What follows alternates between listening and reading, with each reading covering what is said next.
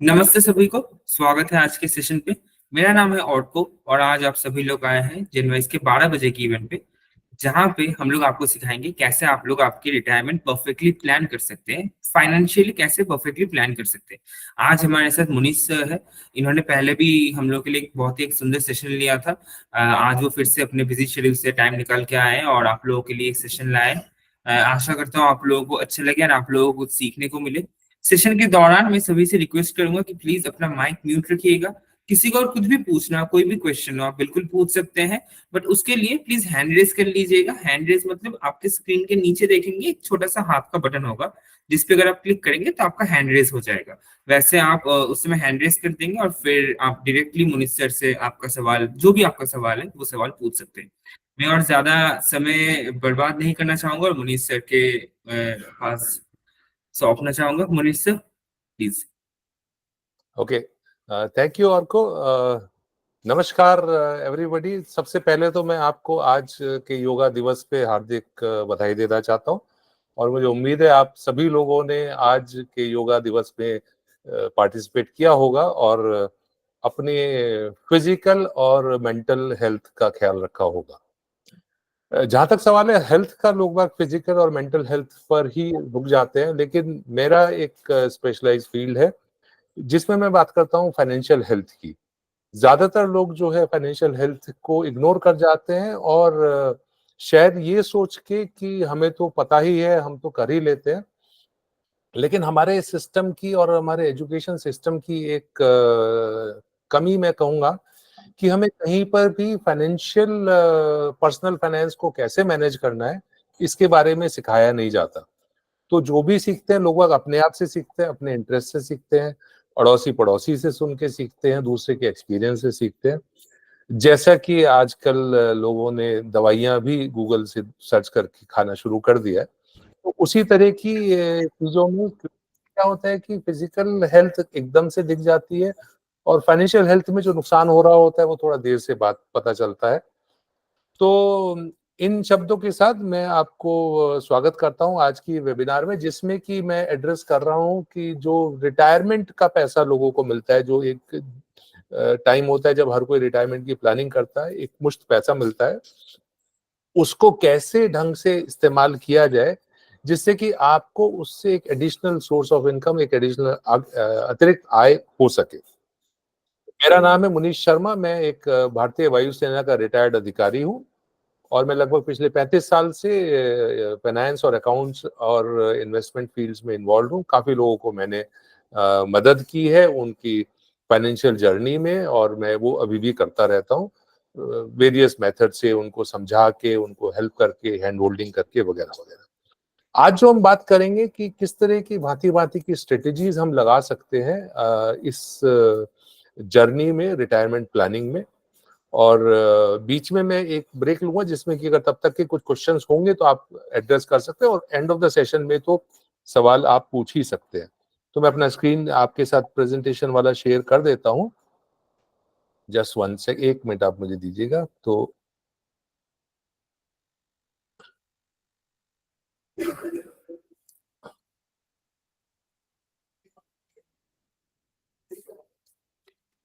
नमस्कार doctor sir. Good afternoon ma'am, good afternoon.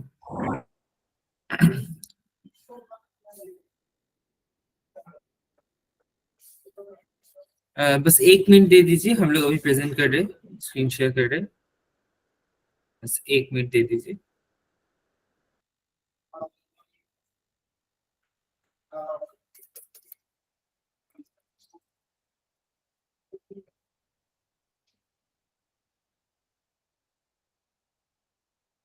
अगर कोई भी सवाल हो सेशन के दौरान प्लीज हैंड रेस कर लीजिएगा। मुनीष से जरूर आप लोगों के सारे सवाल, सारे आंसर, सारे क्वेश्चन के आंसर दे देंगे, कोई दिक्कत नहीं है उसमें। ठीक है, स्क्रीन शेयर हो गया है, स्क्रीन दिख रहा है, परफेक्ट है।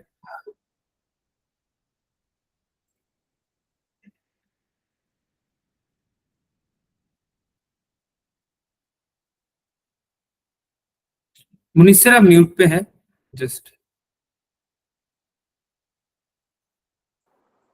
यस ओके, मेरा स्क्रीन अभी सबको दिखाई दे रहा है? यस।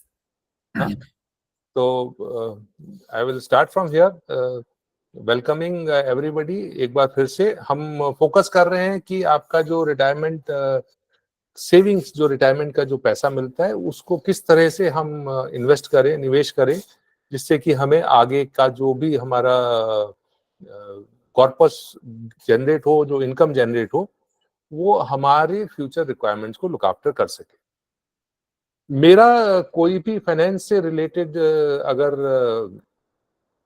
सेशन होता है या बातचीत होती है, तो वो मैं ये जरूर कोट करता हूँ, ये वॉरेन बफेट हैं, ये मेरे बहुत फेवरेट इन्वेस्टर रहे हैं और शायद काफी लोगों को जिन्होंने इस फील्ड में ऑलरेडी हैं या सुना होगा या पढ़ा होगा, ये एक काफी रिनाउंड इन्वेस्टर हैं।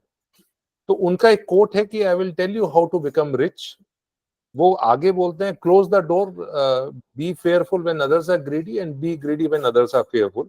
ये उनका इन्वेस्टमेंट शेयर मार्केट से रिलेटेड कोट है, जो आज के सेशन से उतना ज्यादा ताल्लुक नहीं रखता है, लेकिन क्योंकि ये मेरे ये एक ऐसे व्यक्ति हैं जिनको मैंने फॉलो करके सब कुछ सीखा है, तो इसलिए मैं इनको कोट जरूर करता हूं। तो समझ लेते हैं कि पहले हम आज क्या कवरेज करेंगे। एक तो आपकी रिटायरमेंट की क्या जरूरतें होती हैं, वो हमें समझना बहुत जरूरी है। हमारी अभी की जो स्थिति है, जो वैयक्तिक स्थिति है, जो हमारे पास पैसा है, कितना है कितना नहीं, उसको असेस करना बहुत जरूरी है। हम बहुत ज्यादा समय उस पर बिताते नहीं है। और हमारे क्या गोल्स है, मतलब आगे क्या है। कुछ लोगों को घर बनाना होता है, कुछ लोगों को ट्रेवल करना होगा, किसी का मेडिकल नीड होगा, बच्चों का पढ़ाई होगा, या फिर शादी वगैरह वगैरह, बहुत सारी रिक्वायरमेंट होती है। तो वो गोल सेट कैसे करना होता है, वो भी जरूरी है जानना। और उसके बाद ही हम एक कोई रिटायरमेंट प्लान या कोई इन्वेस्टमेंट स्ट्रेटेजी बना सकते हैं।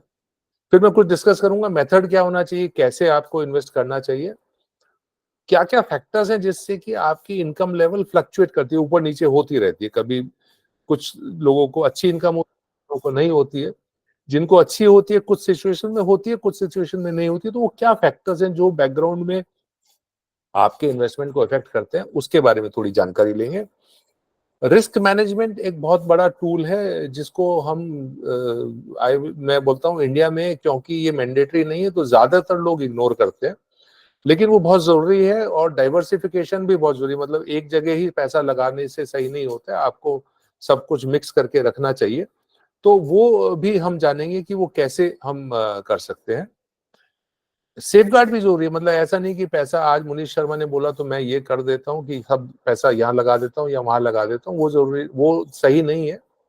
जरूरी है कि मेरा पैसा सेफ भी रहना चाहिए, ग्रो भी करना चाहिए, मुझे इनकम भी दे, ठीक है ना। कुछ कॉमन मिस्टेक्स के बारे में हम आखिर में डिस्कस करेंगे, और कुछ प्रैक्टिकल टिप्स भी मैं आपको दूंगा, जिससे कि आपको आइडिया आए कि अगर आपको करना है तो कैसे अपनी इस जर्नी को शुरुआत करें, या अगर ऑलरेडी आप शुरुआत कर चुके हैं तो उसको कैसे आप आगे बढ़ के और बेहतर तरीके से मैनेज कर सकें। हम सबको पता है दो तरह की इनकम होती है, एक तो एक्टिव इनकम होती है और एक होती है पैसिव इनकम। एक्टिव इनकम वो होती है जो आप रिटायरमेंट से पहले कमा रहे हैं। आप किसी जॉब पे जाते हैं, कहीं शॉप में जाते हैं, कुछ काम करते हैं, कुछ अपना बिजनेस करते हैं, तो वो आपको उससे जो पैसा आता है वो एक्टिव इनकम माना जाता है। पैसिव इनकम ये कि जिसमें आप बिना कोई एफर्ट लिए या बहुत थोड़ा एफर्ट लिए आपको एक आमदनी आनी शुरू हो जाए, उसको पैसिव इनकम कहते हैं। उदाहरण के तौर पे मैं आपको बोलूंगा, आप आज 1 लाख रुपए का एफडी करा दीजिएगा, उस पे 6.5-7% जो आपको ब्याज मिलता है, उसमें आपको कुछ नहीं करना, आपने एफडी कर दिया, वो 7% आपको ब्याज मिल जाएगा, वो आपका पैसिव इनकम हुआ। आपने एक घर खरीदा, उसको किराए पे दिया हुआ है, तो ज्यादा से ज्यादा आपको किराएदार ढूंढने के लिए 1-2 बार आगे पीछे वो करना पड़ सकता है, लेकिन वो जो इनकम जनरेट होती है वो पैसिव इनकम में कहलाई जाती है। क्योंकि रिटायरमेंट के टाइम में हमारी एक्टिव इनकम खत्म हो जाती है, हमें सिर्फ पैसिव इनकम पे फोकस करना होता है, इसलिए हम कहते हैं कि इन्वेस्टमेंट हमें करना चाहिए। तो अगर आपको प्रिपरेशन करना है, एक आपको स्लाइड में समझाता हूँ कि जॉब से आप रिटायर होते हैं तो आपको पैसा मिलता है, उससे आपको एस्टिमेट करना है इतने खर्चे कितने होंगे आपके, अब मंथ ऑन मंथ, वो जरूरी है जानना। आपको कितना पैसा जनरेट करना है, मतलब कितना पैसा आपको एक्स्ट्रा चाहिए, वो जानना है। उसके आधार पे हम इन्वेस्टमेंट का डिसीजन लिया जाता है कि कितना पैसा कहाँ इन्वेस्ट करें, जिससे कि जो मेरा रिक्वायरमेंट है पैसे का, फंड का, वो मेरा पूरा होता रहे। इन्वेस्टिंग बहुत आसान शब्द है, इसमें कुछ ज्यादा नहीं करना पड़ता, सिर्फ 3 एक्टिविटीज को मिला के मैं इन्वेस्टिंग बोलता हूँ कि आपको एक तो अपना पैसा कमिट करना है, एक टाइम कमिट करना है, या तो आप करेंगे या आपका वेल्थ एडवाइजर करेगा, और उसकी एनर्जी इन्वॉल्व होगी, या तो आप अगर खुद कर रहे हैं तो आपकी एनर्जी इन्वॉल्व होगी, या फिर उस आपका जो वेल्थ एडवाइजर या वेल्थ पार्टनर है उसकी एनर्जी इन्वॉल्व होगी। काहे के लिए? एक फ्यूचर बेनिफिट के लिए। मैं क्यों इस चीज पे इंसिस्ट करता हूँ, उसका कारण ये है कि कभी भी कोई आप गोल बनाए कि मैं तो अभी रिटायर हो गया हूँ और मुझे जाना है मॉरिशस घूमने के लिए, स्विट्जरलैंड घूमने के लिए, ये मेरा गोल है, लेकिन अगर मैंने उसका प्लान नहीं किया है तो वो सिर्फ एक विश है, वो एक इच्छा है कि मैं जाना चाहता हूँ, लेकिन मैं वहां जा पाऊंगा या नहीं जा पाऊंगा, ये इस बात पर निर्भर करेगा कि मैंने उस गोल के लिए कितना प्लान किया है। ओके, इसीलिए रिटायरमेंट प्लानिंग भी जरूरी है कि आपको रिटायरमेंट के लिए आपको प्लान करना बहुत जरूरी है। रिटायर हर कोई होता है, लेकिन सफल वो रहता है जिसने प्लान किया है और ढंग से प्लान किया है। सो अगर आपको अपनी प्लानिंग को ट्रैक पे रखना है, रिटायरमेंट प्लानिंग को, तो कुछ बेसिक से स्टेप्स हैं जो आपको ध्यान रखने चाहिए। कुछ क्वेश्चंस हैं जो आपको अपने आप से पहले पूछने पड़ेंगे, या आपका जो वेल्थ एडवाइजर है वो आपको हेल्प करेगा इन क्वेश्चंस के आंसर जानने में। एक होता है एज रिलेटेड क्वेश्चन, कि प्लानिंग मैं कर रहा हूं तो मैं थोड़ा रिटायरमेंट से पहले प्लान करूंगा ना, तो मतलब एज रिलेटेड क्वेश्चन जैसे कि मैं कब रिटायर होऊंगा। अगर कोई 20 साल का एज में बंदा रिटायरमेंट प्लानिंग कर रहा है, तो उसको अगर 60 साल का प्लान कर रहा है तो उसको पता है उसके पास 40 साल का गैप है। कोई 50 साल की एज में और 60 साल की एज का रिटायरमेंट प्लान कर रहा है तो उसको पता है उसके पास सिर्फ 10 साल है प्लानिंग के लिए। फिर आजकल क्या है कि लाइफ एक्सपेक्टेंसी भी फ्लक्चुएट होते होते बढ़ गई है, तो मेरा एज रिलेटेड क्वेश्चन में लाइफ भी आता है, मैं अभी कितने साल जीऊंगा। अगर मुझे पता है, जो किसी को नहीं पता होता, लेकिन एवरेज लाइफ एक्सपेक्टेंसी जो है वो अराउंड 80 ईयर्स हो गई है इंडिया में, तो अगर मैं 60 साल की एज में रिटायर हो रहा हूँ और मैं 80 ईयर्स की एज का अपना वो लाइफ देख रहा हूँ, तो मुझे अगले 20 साल की सर्वाइव करने के लिए तो पैसा चाहिए ही चाहिए। ठीक है, और अगर मैं ये प्लानिंग 55-50 की एज में कर रहा हूँ, तो मतलब आपके पास 30 साल हैं जिनमें आप अपने प्लान को अप एंड डाउन करके मैनेज करके इस तरह से सेट कर सकते हैं कि आपको फाइनेंशियल रिक्वायरमेंट्स ना हो, आपको डिपेंडेंसी ना हो किसी दूसरे के ऊपर। फिर एसेट रिलेटेड क्वेश्चन आते हैं कि मेरे पास क्या है। ये बहुत जरूरी है जानना कि मेरे पास जो आ रहा है रिटायरमेंट का, वो प्लस पहले से मैंने क्या अर्जित किया हुआ है, और मेरी क्या देनदारियां हैं। मेरे पास घर तो है, एक बहुत बड़ा घर है, लेकिन उसके लिए मुझे 50 लाख रुपए का लोन लिया हुआ है, तो वो मेरी देनदारी है। मतलब मेरा घर मान सकता हूँ है मेरे पास एसेट, लेकिन साथ में मुझे वो 50 लाख का, चाहे वो ईएमआई देना है या वन टाइम देना है, उसको कैलकुलेट करने के लिए भी मेरे पास रिसोर्सेज होने चाहिए। फिर एक्सपेंडिचर रिलेटेड क्वेश्चंस होते हैं जिसमें कि आपको ये तय करना है कि भैया मेरा मंथली खर्चा कितना होता है, मेरा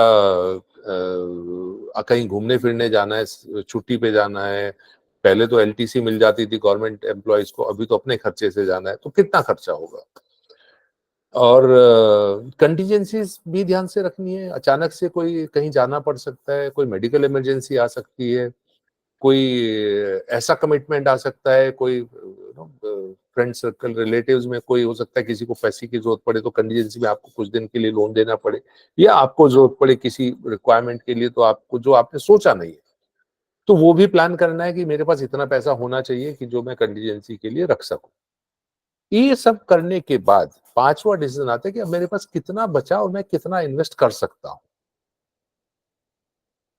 जो बेस्ट अप्रोच है, या राइट एक्शन या राइट कोर्स बोल सकते हैं, कि सबसे पहले तो ये है कि जितना जल्दी स्टार्ट हो जाए उतना अच्छा है। मैं तो जब यंगस्टर्स से बात करता हूं तो मैं बोलता हूं जैसे आपका पहला जॉब लगा उस दिन से आपको अपने रिटायरमेंट प्लानिंग करनी चाहिए। तो उससे क्या होगा कि जितना जल्दी शुरू करते हैं उतना कम निवेश करना पड़ता है आपको रिटायरमेंट के डायरेक्शन में, बाकी पैसा आप यूज कर सकते हैं। जैसे जैसे आपका इनकम बढ़ता है वो आप बढ़ाते जा सकते हैं, और उससे क्या होता है कि आपके ऊपर एक टाइम में बर्डन नहीं आता, मतलब आपका रिटायरमेंट डिसीजन जो प्लानिंग है वो बहुत आसान हो जाता है। फिर दूसरा अप्रोच जो होना चाहिए वो कि सब चीज मिक्स होनी चाहिए, कि आपको इक्विटी भी लेना चाहिए, आपको डेप्ट डेप्ट मतलब कि जो आप एफडी वगैरह कराते हैं, मैं उसको डेप्ट, उससे रिलेटेड फंड्स होते हैं वो डेप्ट बोलता हूँ। रियल एस्टेट भी होना चाहिए, मतलब आपके पास रहने के लिए या किराए पे देने के लिए कोई रेजिडेंशियल या कमर्शियल प्रॉपर्टी होना चाहिए, या कोई खेती की जमीन हो या नॉर्मल जमीन हो, प्लॉट हो, कुछ भी हो, उसमें भी इन्वेस्टमेंट होना जरूरी है। फिर कमोडिटीज इंडिया में बहुत प्रचलन है इनका, कि आपके पास हर किसी के पास होता है, सोना, चांदी, हीरे, जवाहरात, ये कमोडिटीज में आते हैं कि आपको इसमें भी इन्वेस्ट करना जरूरी है, क्योंकि हमारा हमारा सिस्टम डिमांड करता है कि ये सब चीजें किसी के पास नहीं है और खाली पैसा ही पैसा है, तो वो फिर उसको खुद को नहीं लगता कि मैंने कुछ किया है लाइफ में। उसके बाद आपको एक प्लान ड्रॉ करना चाहिए कि मैं कैसे किस तरह से जाऊंगा, स्पेशली जिस एज से आप स्टार्ट कर रहे हैं और जिस एज पे आप रिटायर हो रहे हैं, उसके बीच के समय का जो प्लान है वो बहुत जरूरी है हमें समझना।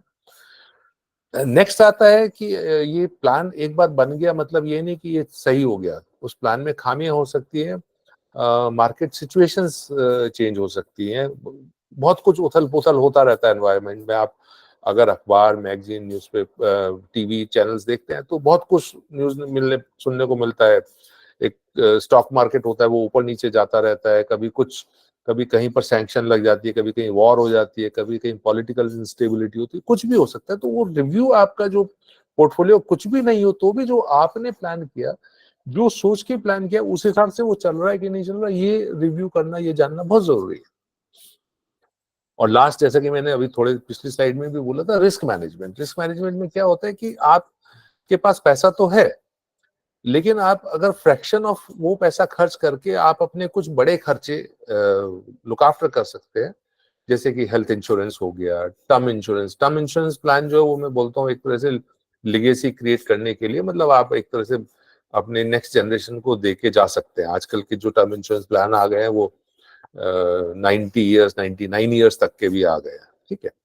तो वो रिस्क मैनेजमेंट का, वो रिस्क को मैनेज करना कि लॉस ऑफ लाइफ या लॉस ऑफ जॉब या कोई भी ऐसा कंटीजेंसी, मेडिकल इमरजेंसी को मैनेज करने के लिए अगर ये इस तरह के प्लान्स में इन्वेस्ट किया जाए तो आपके लिए बेहतर रहता है।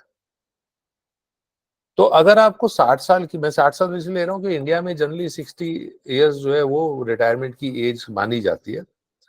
कुछ लोग 65-70 तक भी काम करते हैं, तो वो हर किसी का अपना अपना होता है, बट मैं जनरली बात कर रहा हूँ कि 60 साल की एज में अगर आप रिटायर होना चाहते हैं तो आपका जो इन्वेस्टमेंट मेथोडोलॉजी होना चाहिए, जो तरीका होना चाहिए, कि अगर आप 20s में रिटायर हो रहे हैं, मतलब 20-25 20s में प्लान कर रहे हैं, 20-25-28-30 साल की एज तक, तो लगभग 15 से 20%, 20% आपका जो पैसा है, जो आपकी इनकम है सालाना, वो आपको इन्वेस्ट करना चाहिए।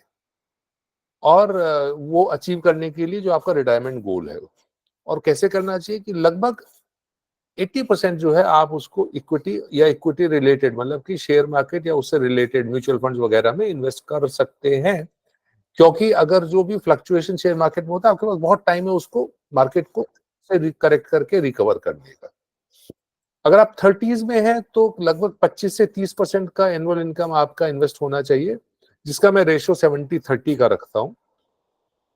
40s में 35-40% आप कर सकते हैं, क्योंकि इनकम भी बढ़ जाती है और अब आपके पास अफोर्डेबिलिटी बढ़ जाती है, क्योंकि आपके खर्चे सेट हो जाते हैं बाय देन।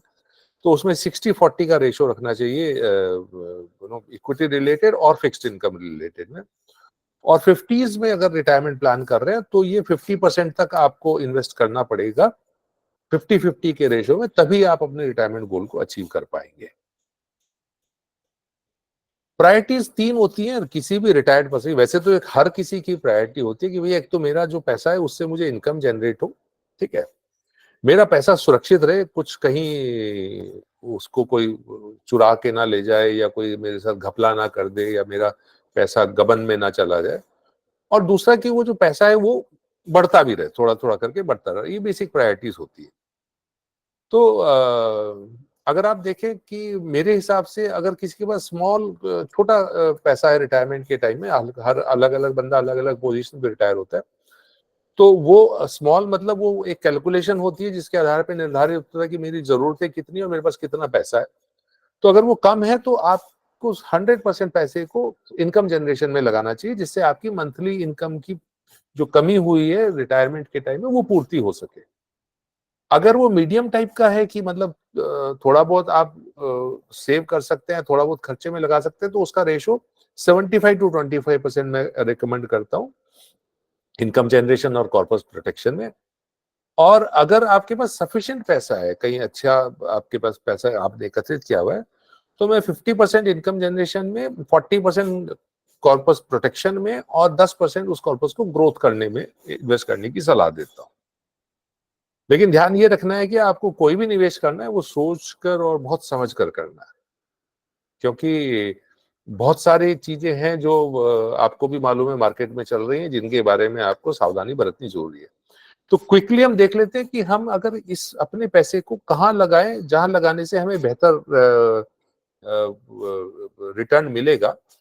तो लगभग आरबीआई के हिसाब से 1986 से 2024 का डेटा मैंने कंपाइल किया है, तो इन्फ्लेशन जो है 6.5% एवरेज रहा है, कभी ज्यादा कम हुआ होगा लेकिन एवरेज वो रहा है। गोल्ड जो है वो करीब एवरेज जो है 8.63% रिटर्न दिया है, जिसमें से अगर आप इन्फ्लेशन एडजस्ट कर दें तो करीब 2% की रिटर्न आपको मिली है आपके इन्वेस्टमेंट पे। सिल्वर ने करीब 8% दिया है और वहां पर आपको करीब 1.5% का फायदा होता है अगर आपने इन्फ्लेशन को एडजस्ट कर दिया।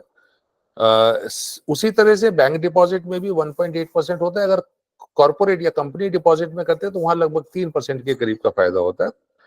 और शेयर मार्केट में अगर आप लगाते हैं तो करीब 15% का फायदा हुआ टोटल, जिसमें कि अगर आप इन्फ्लेशन एडजस्ट करेंगे तो करीब 8% से 9% के करीब में आपको शेयर मार्केट से फायदा हुआ। तो इन अ वे देखा जाए तो आप रियलाइज करोगे कि शेयर मार्केट जो है वो सब इन्वेस्टमेंट एसेट क्लास और इन्वेस्टमेंट एवेन्यू से बेहतर रिटर्न आपको दे सकता है। उसी को कंटिन्यू करते हुए अगर किसी ने 1,000 रुपया 1986 में शेयर मार्केट में या किसी में भी लगाया होता तो इन्फ्लेशन होके वो पैसा 12,710 हो गया होता। गोल्ड से वो लगभग 30,000, सिल्वर से 23,000 और शेयर मार्केट से करीब 7,50,000 रुपया हो गया होता। तो ये भी एक डेटा है जो बीएससी से मैंने पिकअप किया है कि अगर 1,00,000 रुपया 1979 में by the way BSc start हुआ था, शेयर मार्केट स्टार्ट हुआ था, मतलब शेयर मार्केट तो शायद 81 में हुआ था लेकिन बेस उन्होंने 1979 में लिया था। तो 1979 के रेशो के हिसाब से अगर किसी ने 1,00,000 रुपया लगाया है तो आज की तारीख में, ये मेरा डेटा थोड़ा सा पुराना है, 15 मई का डेटा है, सो आज की तारीख में तकरीबन 7 करोड़ के करीब उसको 15.5% पे पिछले 45 साल में वो 1,00,000 रुपया 7.5 करोड़ 7.25 करोड़ के करीब पहुंच गया होता। क्योंकि मैं एक पर्टिकुलर इन्वेस्टमेंट क्लास के बारे में ज्यादा बोलने वाला हूं तो मैं आपको ये भी बता दूं कि हमने 3 कैटेगरी कंपेयर की, गोल्ड, सिल्वर और शेयर मार्केट। सो तकरीबन 900% गोल्ड ने दिया है उसी लास्ट 20 ईयर्स में।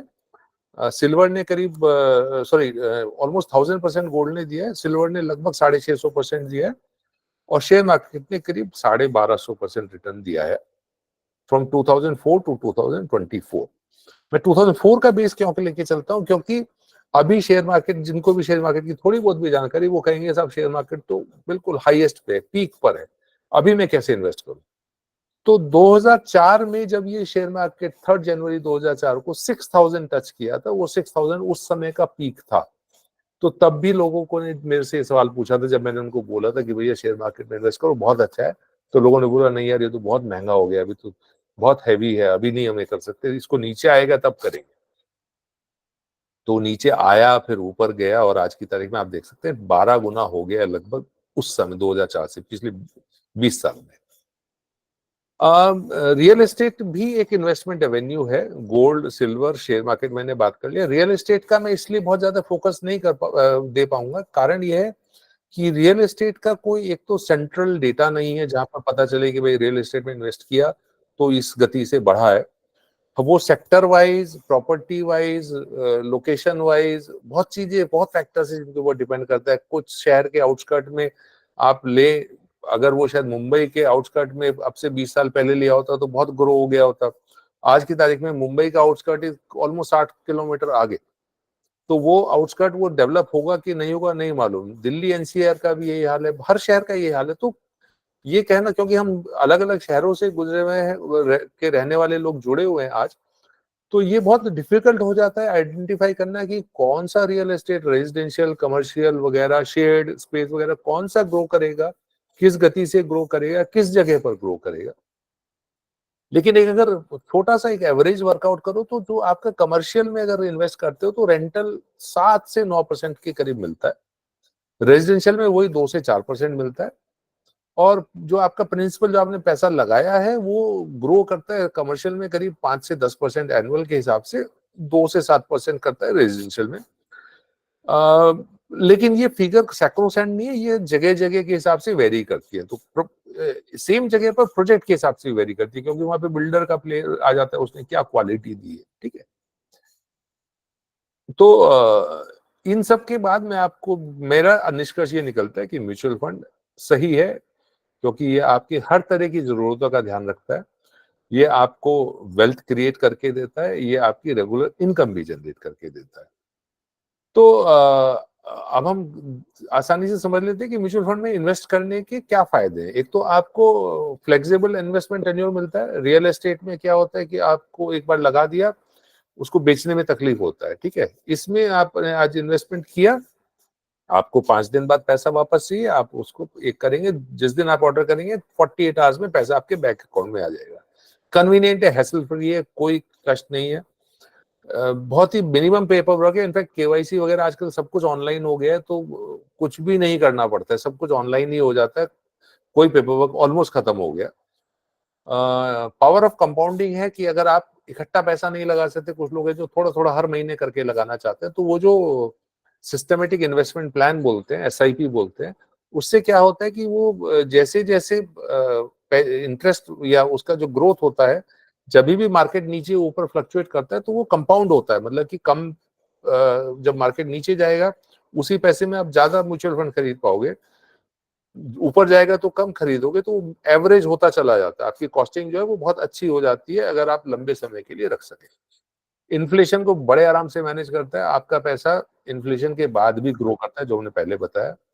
टैक्सेशन बेनिफिट्स भी हैं इसमें, इन्वेस्ट करके कुछ आपको टैक्सेशन बेनिफिट्स भी मिलते हैं, और ये काफी हद तक सेफ है, ट्रांसपेरेंट है। मैं इसको 100% गारंटीड में नहीं लूंगा, क्योंकि वो हमें सेबी की और की तरफ से और रेगुलेटर की तरफ से ये नहीं कहा जा सकता है कि हम इसको गारंटी इनकम में करें, लेकिन अच्छी रिटर्न देता है और सफिशिएंटली सेफ है, मतलब आपका पैसा कहीं जाने वाला नहीं।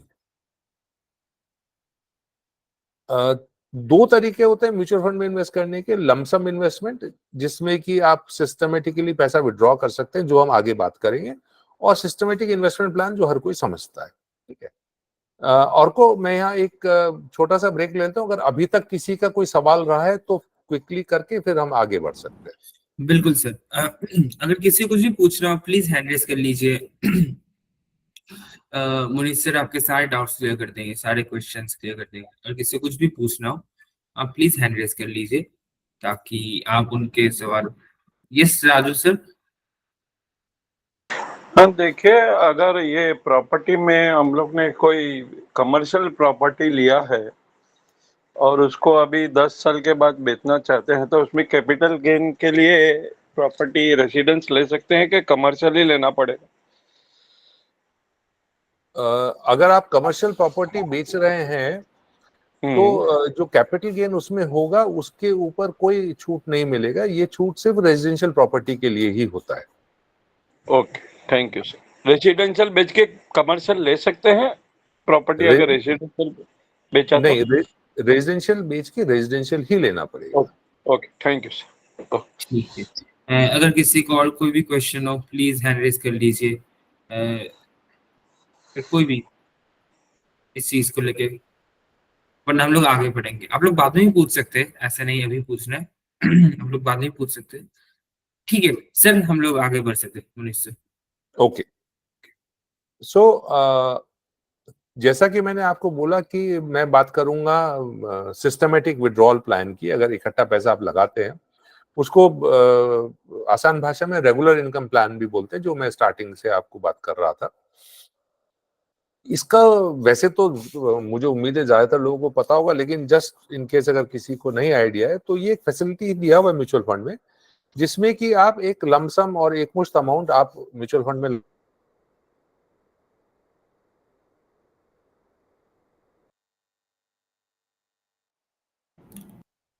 Hello hello Munish sir, hello.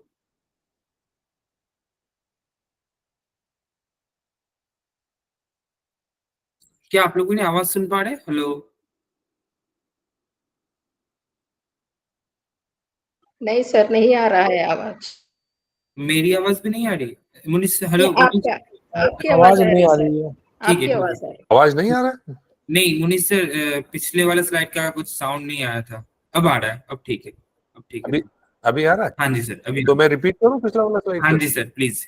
वो ओके। इसका कुछ। सो मैं ये कह रहा था कि जो ये सिस्टमेटिक विड्रॉल प्लान है, ये एक फैसिलिटी है जिसमें कि आप म्यूचुअल फंड में एक साथ पैसा जमा कर सकते हैं, और उसके बाद आपकी जरूरतों के हिसाब से, जो मैं आगे एक आपको एग्जांपल के रूप में भी समझाऊंगा, एक फिक्स्ड मंथली इनकम आपके पास एक प्रीसेट डेट को आ सकता है। आप डिसाइड करेंगे मुझे कौन सी तारीख को वो पैसा चाहिए, वो आपके अकाउंट में आएगा। और जैसे कि सैलरी क्लास वालों का होता है कि पहली तारीख को तनख्वाह आना चाहिए, सैलरी आना चाहिए, तो आप ऐसा भी सेट कर सकते हैं कि ठीक है, मेरा अगर 1 लाख रुपया सैलरी का नुकसान मतलब कि बंद हो गई है आनी, तो अब मैं म्यूचुअल फंड में पैसा लगा रहा हूँ जहां से मुझे 1 लाख रुपया महीना पैसा मेरे पास आना चाहिए, वो आपके अकाउंट में आएगा बिना नागा। कोई पेपर वर्क नहीं करना, एक बार आपने डिसाइड किया आपके बैंक अकाउंट में डायरेक्टली आ जाता है। ये एग्जांपल हम ले रहे हैं कि मंथली इनकम रिक्वायर्ड जो है 1,25,000 रुपया मैंने लिया है। अगर किसी के पास 1.5 करोड़ रुपया म्यूचुअल फंड में है, ये मैंने एक्चुअली एक सेगमेंट था जिनके लिए मैं ये प्लानिंग करके एक प्रेजेंटेशन दे रहा था, मैंने वही स्लाइड लिखा पिकअप किया है। तो लगभग एवरेज वहां पर उनके पास इतना रिटायरमेंट बेनिफिट उनको मिल रहा था। मेरे एस्टिमेशन के हिसाब से म्यूचुअल फंड में लगभग 14% के करीब, 15% के करीब रिटर्न आता है। तो वो रेट हम लेके चल रहे हैं। तो आप ये देखेंगे कि अब आपको 1,25,000 रुपए के हिसाब से 5 साल का अगर हम देखें, तो पहले 5 साल में आपने 75 लाख रुपया विड्रॉ कर लिया। उसमें से आपने लगाया कितना? 1,40,40,00,000 रुपया। लेकिन 14% की रिटर्न के हिसाब से ये आपका जो कॉर्पस, जो पैसा है, वो ग्रो करके 1,64,00,000 हो गया। लगभग एक गुना, एक 117% के करीब आपका हो गया। यही पैसा अब आप देखिएगा, मैं जो बोलता हूँ ना लॉन्ग टर्म रखने के लिए, यही पैसा अगर 10 साल आप के लिए रखते हैं, तो 10 साल में आपने करीब 1.5 करोड़ रुपया विड्रॉ कर लिया, 1,25,000 रुपये महीना के हिसाब से। और जो आपका रखा हुआ पैसा है वो 2 करोड़ से ज्यादा हो गया, लगभग 1.5 गुना हो गया। ऐसे ही बढ़ते बढ़ते बढ़ते अगर आप देखें तो अगले 25 साल के आखिर में तकरीबन आप 3.25 करोड़ रुपया निकाल चुके होंगे, और लगभग 8 करोड़ रुपया आपके अकाउंट में होगा। ये कोई गिमिक नहीं है, ये मैथमेटिकल कैलकुलेशन है। इसी को बोलते हैं पावर ऑफ कंपाउंडिंग, कि आपका पैसा जितना दिन रहेगा वो उतना ही गति से ग्रो करता रहेगा। आप उसमें से थोड़ा थोड़ा निकालेंगे भी, आपकी जरूरतें भी पूरी होंगी, आपका कॉर्पस भी ग्रो करेगा, आपका कॉर्पस प्रोटेक्टेड भी रहेगा। अगर आप देखें आपकी जो ग्रोथ हुई है वो करीब एक 117% से लेकर 557% तक 5 से 25 साल में ग्रो किया है आपका पैसा। तो इसीलिए मैं बार बार कहता हूं कि म्यूचुअल फंड सही है। अब मैंने 14% की जो बात की थी वो मैं कैसे कैलकुलेट करता हूं। किसी भी आप म्यूचुअल फंड एडवाइजर से या डिस्ट्रीब्यूटर से किसी से बात करेंगे, वो आपको 10% 12% बोलेगा, गारंटी वो भी नहीं देगा, गारंटी मैं भी नहीं दे रहा हूं, ठीक है। लेकिन मेरा एक फॉर्मूला है कैलकुलेट करने का, और मैं मानता हूं कि वो फॉर्मूला काफी हद तक सटीक बैठता है, क्योंकि मैं इस मार्केट में इतने समय से हूं, तो इसलिए मैं वो कह भी सकता हूं कि जो मैं 14-15% बोल रहा हूँ वो कोई मैजिक नहीं है। वो सिंपल सा मैथमेटिकल कैलकुलेशन है। आपका जो इन्फ्लेशन है और आपकी जो जीडीपी की ग्रोथ है, इन दोनों को अगर कंबाइन कर दें तो आपके म्यूचुअल फंड का रिटर्न आना चाहिए। क्यों? क्योंकि जो म्यूचुअल फंड में पैसा इकट्ठा होता है, ये जाता कहाँ है? ये इंडस्ट्री में जाता है, ये मार्केट में जाता है, फैक्ट्रीज बड़ी बड़ी जो लगी हुई हैं, वो जो बड़ी बड़ी कंपनीज हैं उनमें जाता है। तो वो उसी का डेटा कैलकुलेट होकर जीडीपी बनता है। जो हम बात करते हैं जीडीपी ग्रोथ हो रहा है किस रेट से हो रहा है, गवर्नमेंट की जो डेटा आते हैं, और इन्फ्लेशन तो हर किसी को समझ में आता है, महंगाई दर जो है, ठीक है। तो एवरेज इन्फ्लेशन मैंने आपको बताया था 6.5% है पिछले 40-45 साल से, तो हम 6 to 7% मान के चलते हैं। और जो जीडीपी ग्रोथ है वो लगभग 7 से 8% है। ये फ्लक्चुएट होती रहती है, लेकिन आजकल के सिनेरियो में 7 से 8% जीडीपी ग्रोथ हो रही है हमारी सालाना। तो अगर आप इन दोनों को जोड़ दें तो आपका जो एवरेज म्यूचुअल फंड रिटर्न है वो आराम से 13 से 14% बन जाता है। अब यहाँ पर 1% जो मैं ऊपर से देता हूँ, जो मैं 14 से 16% दे रहा हूँ, वो इसलिए दे रहा हूँ कि जो आपके पैसे को मैनेज कर रहा है, अब उसका दिमाग वहां पे लगता है कि उसको कहाँ लगाना चाहिए जिससे कि आपका रिटर्न बेहतर कर सके। तो उसको अगर आप लगाएंगे तो करीब 14 से 16%, ऑन एन एवरेज 15% रिटर्न आराम से आ जाता है। कुछ म्यूचुअल फंड ऐसे हैं जो आपको कम रिटर्न देंगे, वहां पर मैं यही कहूंगा मैनेजमेंट का इशू है, और कुछ ऐसे हैं जो बहुत अच्छी रिटर्न देते हैं। मतलब मुझे ऐसे म्यूचुअल फंड्स भी मैंने देखे हैं जो पिछले एक साल में करीब 120% रिटर्न दिए, और कुछ ऐसे भी जिन्होंने 7% 8% दिए। क्या फैक्टर्स हैं जो आपके इनकम को इफेक्ट करते हैं? एक तो आपकी नॉलेज, आपका एक्सपर्टीज कितना है। सब लोग म्यूचुअल फंड कर रहे हैं, मैं भी म्यूचुअल फंड कर देता हूँ, कैसे करूं? बहुत सारे ऑनलाइन प्लेटफॉर्म है, मैंने किसी में जाके कर दिया। आपको रिटर्न मिल सकता है, लेकिन क्या वो रिटर्न सही है, क्या वो रिटर्न सस्टेनेबल है, मतलब लंबे समय के लिए पॉसिबल है? वो जब आप उसको अनुभव करेंगे तभी आपको पता चलेगा कि आपने कितना दिमाग लगा के और कैसे किया। दूसरा है ये फिजिकल एसेट से ज्यादा रिलेटेड है, लोकेशन क्या है, कि अगर आपने रियल एस्टेट में, कुछ लोग बोलेंगे अरे कुछ नहीं है, प्लॉट खरीदो, फ्लैट खरीदो, दुकान खरीदो, बहुत बढ़िया। लेकिन अलग अलग मार्केट सेगमेंट है, मतलब सेम सिटी में अलग अलग मार्केट सेगमेंट है। जहां पर आप खरीद लोगे वहां कुछ नहीं ग्रो करेगा, जहां पर आपने नहीं खरीदा आमतौर से वहीं पे ग्रो करेगा। ड्यूरेशन, आप कितने समय के लिए लगाना चाहते हैं, आपकी रिस्क एपेटाइट क्या, आप कितना खतरा मोल ले सकते हैं, आपका खुद का इन्वॉल्वमेंट या जिसके थ्रू आप लगवा रहे हैं उसका कितना इन्वॉल्वमेंट है आपके फंड्स को मैनेज करने में, उसका भी बहुत फर्क पड़ता है। और जहां आप लगा रहे हैं वहां का रेट ऑफ रिटर्न क्या है, वो भी बहुत जरूरी है ना। अगर आपने लगाया ही ऐसे इंस्ट्रूमेंट में जहां पर रेट ऑफ रिटर्न आपको कम मिले, जैसे एफडी की बात करें, एफडी का फिक्स्ड है 7.5%, 7%, आई थिंक सीनियर सिटीजन को 8% कुछ किया उन्होंने अभी रिसेंटली। तो वो फिक्स्ड है, आपको उसमें कोई दिमाग लगाना ही नहीं है, आपने जाके वो पैसा बैंक में जमा कर देना है और वो हो जाएगा। उसके ऊपर आपको टैक्स पे करना पड़ेगा, और उसमें से आप इन्फ्लेशन कम करेंगे तो आपको जो इनकम लेवल है वो आपको खुद समझ में आएगा कि कितना आपको मिल रहा है। जियोपॉलिटिकल सिचुएशन मैंने आपको बताया कि रशिया यूक्रेन वॉर हो गया तो प्रॉब्लम हो गया, कोविड आया था तो भी प्रॉब्लम हुआ था, लोगों की दुकानें बंद हो गई थी, इन्वेस्टमेंट डाउन हो गए थे। तो ये सारे फैक्टर्स हैं जो इन्फ्लुएंस करते हैं आपके इन्वेस्टमेंट इनकम लेवल को। और जो लास्ट है जिसको मैं बहुत बार बार एम्फेसाइज करता हूँ, पावर ऑफ कंपाउंडिंग, मेरे हिसाब से मैं उसको बोलता हूँ 8th wonder of the world. 7 wonders आपने सबने सुने, ये 8th वंडर है, बिकॉज ये ऐसी कैलकुलेशन है जो आपके इन्वेस्टमेंट को बिना कुछ मेहनत किए, बिना कुछ एफर्ट लिए ऐसे अच्छे से ग्रो करती है, जो मैंने भी आपको पिछली स्लाइड में दिखाया था।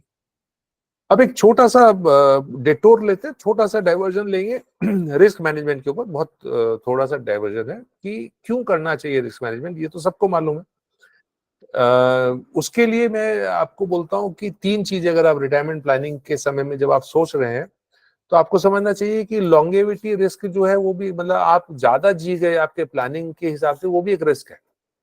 सपोजिंग एक बंदा जो 35 साल की 40 साल की उम्र में प्लान कर रहा है, बोलता है नहीं यार मैं 70 से ज्यादा नहीं जीऊंगा, और वो 99 पर जी जाता है, तो उसकी जो प्लानिंग है वो तो 70 ईयर्स की एज के हिसाब से थी ना।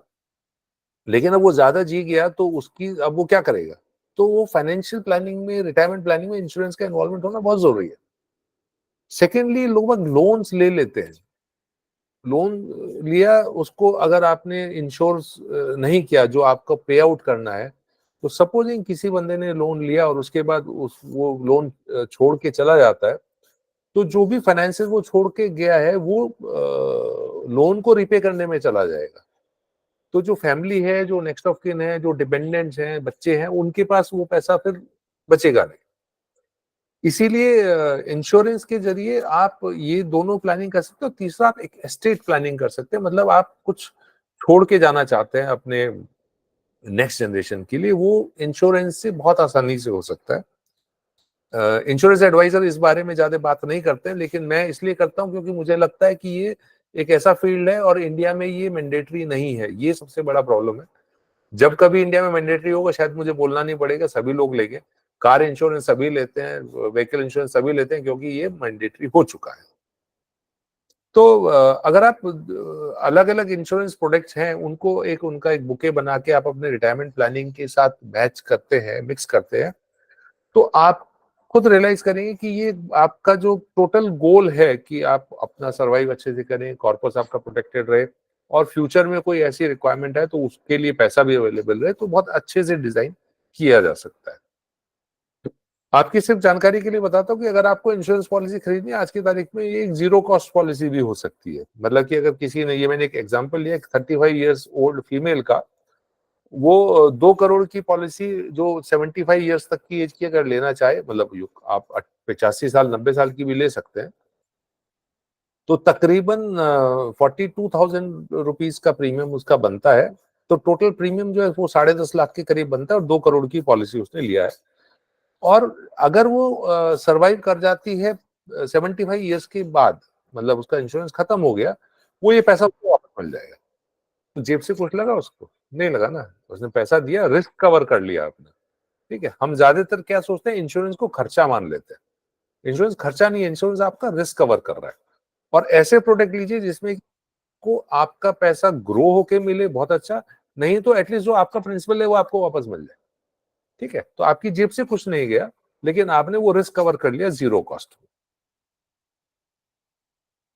तो अगर आपको पोर्टफोलियो को मैनेज करना है अपने रिटायरमेंट के बाद, तो उसके कुछ 3 टिप्स जो मैंने पहले भी दिए थे वही है, लगभग रिपीटेशन होगा कि आप इनकम जनरेशन पे ध्यान दीजिएगा, कॉर्पस प्रोटेक्शन पर और कॉर्पस ग्रोथ पर, कि आपका ग्रो होना चाहिए पैसा वो। ठीक है, और बेसिक सेफगार्ड 4 है जिनको आप ध्यान रखिएगा, कि वैल्यूएशन पे ध्यान दीजिएगा कि सही समय पे जब आप घुस रहे हैं वो एक्चुअली में उसकी वर्थ है कि नहीं है। जैसे कि मैं दिल्ली एनसीआर से हूँ, यहाँ पर कुछ एरियाज ऐसे हैं जो बहुत हाइप हो गए हैं, मतलब कि कभी वहां पर एयरपोर्ट आ रहा था, कभी नहीं आ रहा था, ऐसे करके कहानी हो रहा था। वो सिटी से लगभग 100 किलोमीटर, मतलब मुझे पता नहीं 70-80 किलोमीटर तो होगा। वहां पर किसी जमाने में जो जमीन मिलता था वो अगर 100 रुपए का था, तो लोगों को लगा ये बहुत अच्छा तरीका वो है कि अगर यहाँ पर जब ग्रो हो जाएगा तो बहुत बढ़िया हो जाएगा। आज की तारीख में वो जमीन 1 लाख रुपए का बिक रहा है, लोग फिर भी खरीद रहे हैं। अब सवाल ये कि 100 रुपए से 1 लाख रुपए हो गया, अब 1 लाख से 10 लाख कब होगा या 1 करोड़ कब होगा वो किसी को नहीं मालूम ना, होगा भी कि नहीं होगा ये भी किसी को नहीं मालूम। तो आप सही समय पे घुस रहे हैं, आप जो खरीद रहे हैं उसका वैल्यूएशन सही होना चाहिए। उसने ठीक किया, उसने 100 रुपए पे ले लिया, आज वो 1 लाख रुपए में बेच रहा है। ठीक है, लेकिन वो जानकारी होना बहुत जरूरी है। आपको रियल रिटर्न कैलकुलेट करना आना चाहिए कि एक्चुअल में कितना हो रहा है, इन्फ्लेशन को एडजस्ट करके मेरे पास एक्चुअल में पैसा कितना आ रहा है जो कि मैं इस्तेमाल कर पा रहा हूँ। और वो जैसे मैंने एयरपोर्ट का एग्जांपल दिया, डोंट ब्लाइंडली फॉलो ट्रेंड। मतलब ये नहीं कि आपने जो देखा सब लोग कर रहे हैं मैं भी कर लेता हूँ, म्यूचुअल फंड सही है बोला तो मैं भी म्यूचुअल फंड सही कर रहा हूँ, नहीं, ऐसा नहीं है। आपको ये सारी चीजें समझनी चाहिए और साथ में आपको जो आपका रिस्क है उसको डाइवर्सिफाई करना बहुत जरूरी है। आप ये खुद भी कर सकते हैं, क्योंकि मैंने इतना कुछ बता दिया, और भी लोगों ने बहुत बताया होगा। आई एम श्योर आपके आजू बाजू पड़ोस में कुछ ना कुछ लोग होंगे जो अपने आप से इन्वेस्टमेंट करते होंगे। करना क्या होता है कि आपको अपना एक गोल सेट करना पड़ेगा, मैं उसको पूरा समराइज कर रहा हूँ। रिसर्च करना पड़ेगा कि कहाँ इन्वेस्ट करना है, किसी का तो ओपिनियन लेना पड़ेगा। अगर आपको नहीं मालूम अपने बारे में कि मैं कहाँ करूँ करके नहीं मालूम है, तो आपको कहीं तो रिसर्च करना पड़ेगा। आप फंड चूज करेंगे, अच्छा किसी रिसर्च होकर डिसाइड हो गया म्यूचुअल फंड में करना है, अब कौन से म्यूचुअल फंड में करना है वो आगे बताऊंगा। फिर आप इन्वेस्ट करेंगे, फिर आप उसकी परफॉर्मेंस को ट्रैक करेंगे, फिर सोचेंगे यार ये सही हो रहा है कि नहीं हो रहा है। ये जानने के लिए कि सही हो रहा है नहीं हो रहा है, आप फिर से रिसर्च अगेन स्टार्ट करेंगे। खुद इन्वेस्ट करने के लिए मैं आपको बता दूं, करीब 44 एसेट मैनेजमेंट कंपनीज बोलते हैं जो म्यूचुअल फंड हैंडल करती हैं इंडिया में। उनके लास्ट काउंट पे कुछ 2567 सम कुछ था, 2500 से ज्यादा म्यूचुअल फंड हाउसेज हैं, म्यूचुअल फंड्स हैं। जैसे स्कीम्स जो होती है ना, अलग अलग हर कंपनी की अलग स्कीम होती है। लगभग 57 इंश्योरेंस कंपनीज हैं, उनमें से 24 लाइफ इंश्योरेंस वाली हैं और करीब 30, 32, 33 कुछ हैं जो जनरल इंश्योरेंस और नॉन लाइफ को मिला के हैं। तो इनमें से इस पूरे मेज में से आपको सर्च करना है कि आप आपका थॉट प्रोसेस के हिसाब से इन्वेस्टमेंट कहाँ सही है। और यहीं पर ज्यादातर लोग जिनको जानकारी भी है, यहीं पर वो कंफ्यूज हो जाते हैं और यहीं पर उनके लिए डिफिकल्टीज होती है। और ये चीज मैं आपको बताना चाहूंगा कि जो बैंक स्टाफ आपको अप्रोच करता है कि सर आप इस म्यूचुअल फंड में इन्वेस्ट कर लीजिए, वो किस में कर रहा है, जिसमें जिस बैंक में वो है। और वो आपको अप्रोच क्यों कर पा रहा है, क्योंकि उसके पास आपके बैंक अकाउंट का एक्सेस है, उसे पता है कि आपके अकाउंट में कितना पैसा है। अगली बार ध्यान दीजिएगा, जब आपके अकाउंट में ज्यादा पैसा आएगा तभी आपके पास ये इन्वेस्टमेंट रिलेटेड कॉल्स आनी शुरू होंगी, ठीक है, क्योंकि क्रॉस सेलिंग करते हैं। वो सिर्फ आपको एक प्रोडक्ट बेच रहा है, उसको कोई लेना देना नहीं है आपका इन्वेस्टमेंट कैसे ग्रो करेगा। अगर वो एक पर्टिकुलर बैंक में है तो वो उस बैंक का प्रोडक्ट आपको दे सकता है। 2 3 4 5 साल के बाद वो उस बैंक को छोड़ के दूसरे बैंक में जाएगा, आपका डेटा साथ लेके जाएगा, बोलेगा साहब वो वाला तो बेकार था, अब आप इसमें करिएगा, वहां से निकालिएगा, इसमें करिएगा। और ऐसे करके वो अपने टारगेट्स अचीव करता रहेगा। आपको बेनिफिट होगा कि नहीं होगा, हो जाए बहुत अच्छा, नहीं होगा तो मुझे जानकारी नहीं है, क्योंकि ज्यादातर लोगों का यही सोचना है, यही मानना है कि ये बैंक वाले जो है ये आपको कोई, क्योंकि ये आपके आपके रिक्वायरमेंट पर डिस्कशन नहीं करते हैं, ये बोलते हैं आपके पास पैसा आप इसमें लगा दीजिए, ये भी बहुत अच्छा है वो भी बहुत अच्छा है, ऐसे बोलेंगे। आप ऑनलाइन प्लेटफॉर्म भी यूज कर सकते हैं, आजकल बहुत सारे ऑनलाइन प्लेटफॉर्म हैं, बहुत सारे आ गए हैं। आप मतलब विद इन मिनट्स आप अकाउंट ओपन करके बना सकते हैं। मैं उसको एक फाइनेंशियल बाजार बोलता हूँ, मतलब एक मार्केट है, जैसे आप कहीं सब्जी मार्केट में जाते हैं, बहुत सारे हैं, सब अपनी अपनी दुकानें सजा के बैठे हुए हैं, वो 24/7 आपको अवेलेबल है, जैसे कि और ऑनलाइन स्टोर्स होते हैं वो अवेलेबल है। और आपने कुछ 2 4 बटन इधर उधर दबाए कंप्यूटर में या उसमें, हो गया। लेकिन आपको ये सोचना है इन्वेस्ट करने से पहले कि क्या जो वो प्रोडक्ट आप चूज कर रहे हैं वो किसी ने आपकी जरूरत के हिसाब से कस्टमाइज करी है, और आपका जो अपना यूनिक फाइनेंशियल एपेटाइट है, हर 2 लोगों का सेम नहीं हो सकता है, जो आपका एपेटाइट है, जो आपकी जरूरत है, वो क्या फुलफिल हो रही है। अगर नहीं हो रही है तो आपको चूज करना चाहिए कोई वेल्थ एडवाइजर, कोई ऐसा बंदा जो आपके पास बैठ के आपकी चीज को समझ सके। क्यों वेल्थ पार्टनर मैं बोलता हूँ, वेल्थ एडवाइजर, इन्वेस्टमेंट एडवाइजर, बड़े बड़े टर्म यूज होते हैं, मैं वेल्थ पार्टनर बोलता हूँ क्योंकि वो आपकी कॉम्प्रिहेंसिव फाइनेंशियल प्लानिंग कर सकता है। दूसरा, वो कोई इमोशनल या रेकलेस डिसीजन या मिस्टेक नहीं करेगा, क्योंकि उसको पता है मार्केट कैसे बिहेव करते हैं। वो आप उसको पता है डाइवर्सिफिकेशन की इंपॉर्टेंस क्या है, तो कैसे डाइवर्सिफिकेशन करना है, कैसे अलग अलग एसेट क्लास को कवर करके आपका पोर्टफोलियो बनाना है, वो उसको ज्यादा पता होगा। और वो आपकी क्या रिक्वायरमेंट है, आपको 5 साल के बाद कितना पैसा चाहिए, 10 साल के बाद कितना पैसा चाहिए, मंथली कितना पैसा चाहिए, वो जो आपकी रिटायरमेंट, जो आपकी नीड्स है, उसको वो एक टेलर सोल्यूशन बनाता है। और फिर वो उसको रेगुलरली रिव्यू करता है, जिससे कि वो उस कस्टमाइज पोर्टफोलियो में बोलते हैं उसको, वो आराम से बैलेंसिंग कर सके, रीबैलेंसिंग कर सके। कभी भी कोई अनप्रेडिक्टेड सिचुएशन आती है, वो उसको मैनेज करने के लिए आपके साथ खड़ा रहेगा। आप उसको एक तरह से मान सकते हैं कि वो आपका गाइड है, जैसे डॉक्टर के पास जाते हैं कुछ लोग, हाँ, वेल्थ पार्टनर या वेल्थ इन्वेस्टमेंट प्लानर के पास इस हेजिटेशन से नहीं जाते यार मुझे इसको अपना पूरा फाइनेंसिस बताना पड़ेगा। लेकिन आप जब डॉक्टर के पास जाते हैं तो भी आप उनको सब कुछ बताते ही है ना, तो हिचकिचाइए नहीं, आपका वो एक फ्रेंड है, गाइड है, फाइनेंशियल स्टोरी टेलर मैं उसको बोलता हूँ, आपको सही से गाइड कर सकता है, आपके पैसे को ढंग से मैनेज कर सके, आपको अच्छी रिटर्न्स दे सकता है। क्योंकि everybody deserves a little magic in their life, so do you, तो you should have a financial advisor, ये मेरा अपना मानना है। और वापस जहां से हमने शुरू किया था वहीं पहुंच जाते, इसको तो आपने पहचान ही लिया होगा, मिस्टर वॉरेन बफेट, वर्ल्ड के I think richest independent investor हैं ये।